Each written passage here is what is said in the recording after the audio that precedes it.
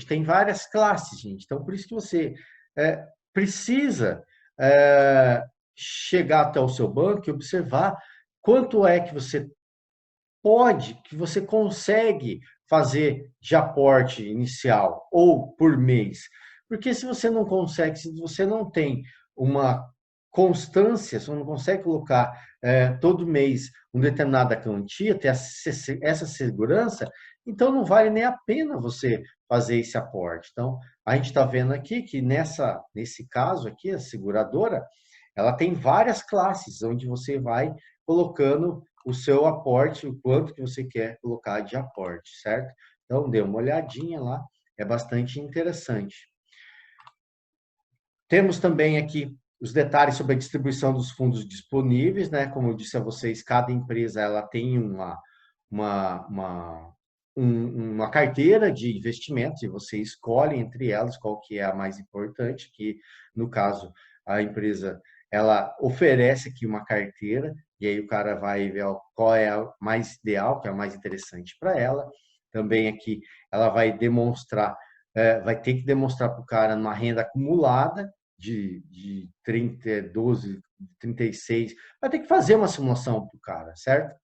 Essa simulação é que vai determinar se o cara acha que vai ser importante ou não. Por isso que eu falo a vocês, antes de fazer um contrato aí, tentem correr os bancos, correr as seguradoras e verem e compararem quanto que rende cada um deles, certo? Quais são as taxas, porque a tributação, ela é judiada, ela tira muito desse tipo de fundo desse ativo, desse fundo de capital.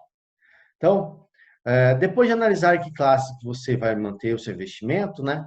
A afinidade seguinte determinar que tipo de regime tributário de imposto incidirá nos seus resgates ou benefícios, para evitar futuras surpresas, né? Então, existem duas opções de regime tributário, a tabela progressiva e a tabela regressiva ou decrescente. E aí você vai ter que também chegar lá no seu banco e o cara vai ter que apresentar essa carteira para você. Ó, até 1900, até uma base de cálculo até R$ 1.903, você não precisa pagar nada do imposto de renda, mas a partir disso você vai entrando em outras alíquotas. Infelizmente, é o governo que estabelece esse tipo de tabela. Então, a gente tem que analisar tabelas regressivas decrescentes, que também oferecem a questão da alíquota de imposto de renda, certo? Então, aquela história, essa aqui é muito parecida quando você faz um empréstimo para sua casa e você começa a pagar a primeira e a última. As últimas são mais baratas, né? Você consegue uma amortização dessas últimas com um desconto muito mais vantajoso. Então, é importante que, em caso de resgate ou concessão do benefício de aposentadoria, a base do imposto de renda incidirá sobre o PGBL, que é o montante total, contribuições mais rendimentos, e o VGBL só pelos rendimentos, certo? Taxa de carregamento é outra coisa que vocês precisam analisar em cada um dos bancos que vocês forem fazer a pesquisa, pois essa taxa é destinada às despesas administrativas da seguradora, ela deve ser cobrada na entrada das contribuições, ou seja, quando a pessoa realiza a sua contribuição, parte dela é descontada conforme o percentual previamente estabelecido na contratação, e o restante é aplicado no fundo do contrato, ou na saída dos recursos, que é descontado em caso de resgate. Então, a administradora, o banco, ela vai usar essas taxas administrativas todos os meses e quando você retirar o dinheiro também, certo? Então, tem que ficar atento para ver se é vantajoso. Sempre que você for contratar um plano de previdência, observe esse detalhe importantíssimo, pois qualquer percentual de desconto poderá impactar esse resultado financeiro futuro. Por quê? Porque é um plano a longo prazo, gente, né? Vocês ficarem aí jogando fora R$ 10, R$ 3, R$ 1, 1 centavo, no final de 30 anos, isso vai fazer uma diferença muito grande, certo? Então, analise bastante essas informações, façam as comparações, certo? É bem interessante que vocês também analisem os perfis de investimento, tá? De cada um. Se você tem dinheiro para poder investir nesse tipo de ativo. se você está mais propenso ao PGBL ou VGBL, se você é um cara conservador, se você é um cara moderado, se você é um cara bastante ousado em seus investimentos.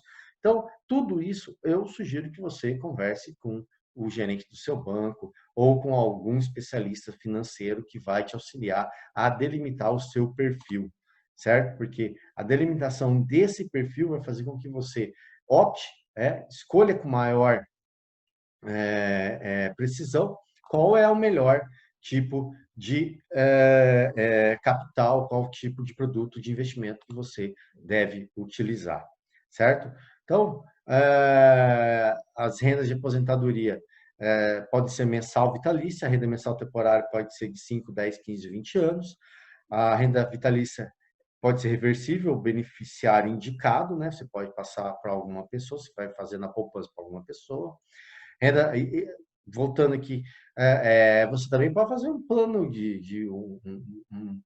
um plano de vida aí, o seguro de vida, que eu não fiz a comparação, mas eu tenho visto por aí vários comentários que é muito mais interessante que o previdência privada. Então, se você quer deixar um beneficiário aí feliz aí, né, com a sua aposentadoria ou após sua morte, então dê uma olhadinha para ver se vale a pena o previdência. Faz uma comparação entre previdência privada e seguro de vida.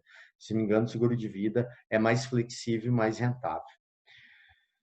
A renda mensal vitalícia possui um prazo mínimo garantido e a renda mensal vitalícia reversível com continuidades aos menores. Então, você precisa, se você tem o objetivo de um tipo de renda de aposentadoria, é necessário conversar com alguém especialista, porque cada um tem um planejamento estratégico, né?